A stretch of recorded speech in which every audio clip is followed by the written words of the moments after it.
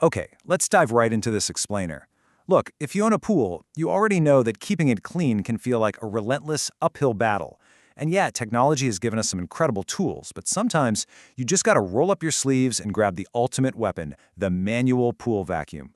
Today, we are taking that swampy green nightmare and turning it back into a crystal clear oasis. Let's get into it. We've got a lot of ground to cover today. We'll start with the manual vacuum mission, gearing up for battle, and priming without the air. After that, we'll hit vacuuming on filter versus waste, some pro tricks and troubleshooting, and finally, wrap it up with post-vacuum cleanup. All right, Section 1, the manual vacuum mission. It is time to take back your pool. Now you might be wondering, why on earth would I go through all the physical effort of doing this by hand instead of just letting my expensive robotic cleaner do the heavy lifting? I mean, didn't you buy that robot to avoid exactly this kind of chore in the first place? Well, here's the harsh truth of it.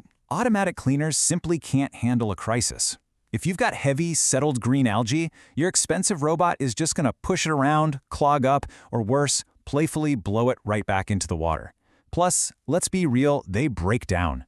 Knowing how to manually vacuum is absolutely crucial. It's your ultimate backup plan. And honestly, taking matters into your own hands provides a fantastic workout, all while saving you a wildly expensive service call from the local pool company. Moving on to Section 2, gearing up for battle. Let's talk essential tools and prep. So, before you even touch the water, you need to head over to your equipment pad. Local experts over at Pools and Q's and Spas really emphasize a critical first step here, which is turning off any automatic chlorinators. You definitely do not want highly concentrated chemicals dumping into your system while you're messing around with the water flow. It's all about prepping your gear and your hardware first. As for your arsenal, you're going to need a few specific things. Grab a sturdy, click-to-lock telescopic pole. You really want the click-to-lock kind so it doesn't just collapse on you mid-push. You'll also need a long, flexible hose to reach every single corner, and a skimmer vacuum plate to catch the large debris before it chokes your pump. Oh, and a critical detail here, make sure you use a vacuum head with wheels for hard plaster pools, but you absolutely must switch to a brush head for delicate vinyl liners to avoid tearing them. Section 3, priming without the air. This is the critical setup phase. Okay, to successfully prime, remember this. Air is your enemy. If air gets into the hose, your pump loses suction, and you are basically dead in the water. To avoid this, feed the hose hand over hand straight down into the pool to fill it completely with water. Or another neat trick is to hold the loose end directly against a running return jet to force all the air out. Just keep an eye on the vacuum head. Once the bubbles stop rising, you know the air is totally gone. Keep that hose submerged and then lock it right into your skimmer vacuum plate. Bringing us to Section 4, vacuuming, filter versus waste. It's time to choose your strategy. Now this next decision literally dictates the fate of the dirt in your pool. If you've got a multi-port valve, you have to choose your setting really carefully. Vacuum on filter for everyday light dirt. That means the water goes through your filter media and returns nice and clean. But what if you're dealing with heavy green algae? You've got to switch that dial to waste. This bypasses your filter entirely and pumps that toxic green sludge straight out into your yard. Trust me, if you send heavy algae into your filter, it's just going to blow right back into the pool. Just remember, vacuuming to waste drains the pool incredibly fast, so for sure keep a garden hose running while you do it. Once you actually start moving the vacuum, remember the golden rule. Slow and steady wins the race. Use slow, sweeping, slightly overlapping strokes. Hurrying doesn't save you any time. Honestly, it just kicks up a massive debris cloud. And once that dirt is suspended in the water, your visibility is totally gone. You literally have to stop, wait hours for it to settle, and start the whole shebang all over again. You really want to treat it like you're vacuuming a priceless, delicate rug.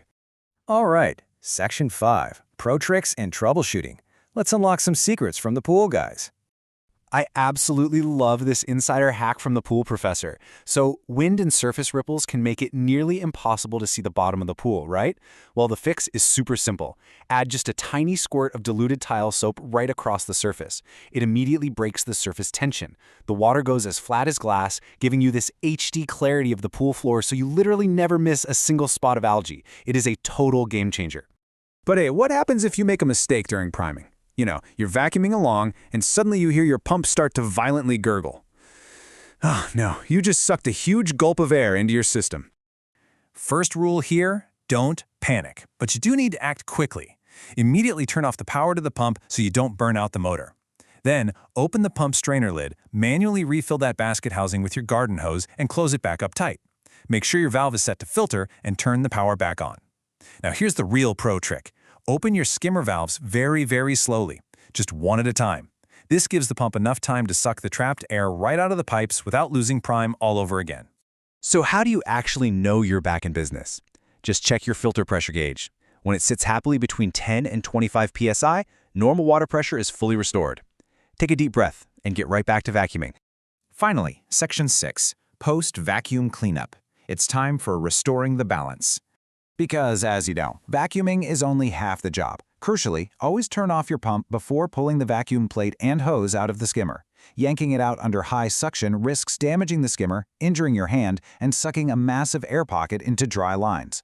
Once it's safely disconnected, you'll want to thoroughly backwash and rinse your sand or DE filter at least 3 times, right until that sight glass runs completely clear. Finally, replace the baskets and top off the pool with your hose to replace the water you lost to the waistline. By following these exact steps, mastering your valve settings, and using those pro tips, you've got the ultimate blueprint.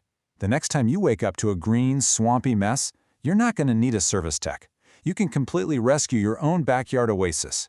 But remember, getting the physical debris out is only the mechanical half of the battle.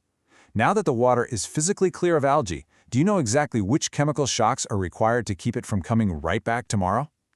Thanks for joining us for this explainer, and we'll leave you to ponder that chemistry challenge.